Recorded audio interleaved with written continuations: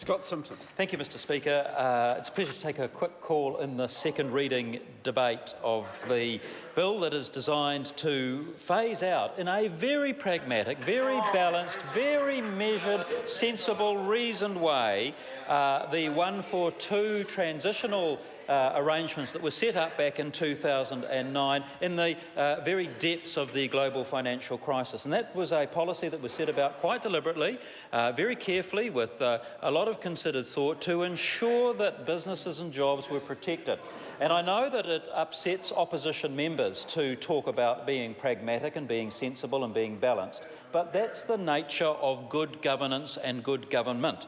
And that's something that, sir, we've seen today expressed in Bill English's 8th budget, and he's done it very, very well in my view. Pragmatic, balanced, and sending the right kinds of signals. Sir, the phasing out of the 142 ETS structure is actually really important, and what's more, it comes with the support of a very wide range of businesses. Last year, sir, there were some nationwide submissions, consultative meetings that took place around the countryside. They included iwi and a whole wide range of interested parties. And at those meetings, sir, 75% of submitters were in favour of phasing out the 142. 75% of submitters were in favour of phasing it out.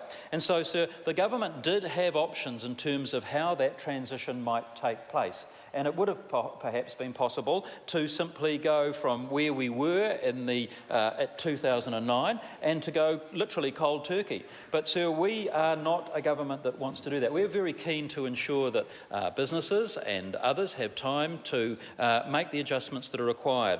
And, sir, that's what this bill is about. Sir, gradual phasing out of the 142 is a really significant step in meeting our target to reduce emissions. Now, I know opposition members don't like to hear that, but the simple reality is that that is so. And our target is to reduce emissions by 30% below 2005 levels by 2030.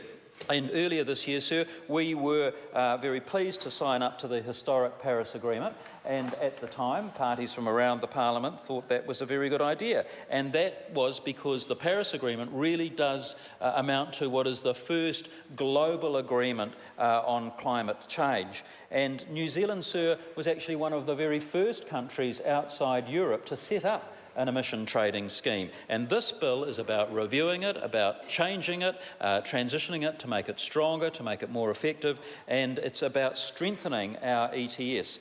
And if we can, as a result of this legislation, make the ETS more robust and help reduce emissions even further, then that is a good thing, and it does assist us get to where we want to be in 2030. Sir, but in this space, we've got to be smarter than other countries. We have to be more nimble and more clever. And the reason for that is because already 80% of our electricity comes from renewables, for instance. So our emissions profile is quite different to that of most other countries in the world. 80% of electricity coming from renewables is very, very impressive. We'd like to get it to 90%, and I'm confident that we will get it to 90%. We're committed to getting it to 90%. But in Europe, sir, only about 12% is generated from renewables. Only about 12%. Only about 12%. So our emissions profile is completely different to that of most other developed countries. And ours is made up of agriculture, for instance, at about 49%, as good as 50%.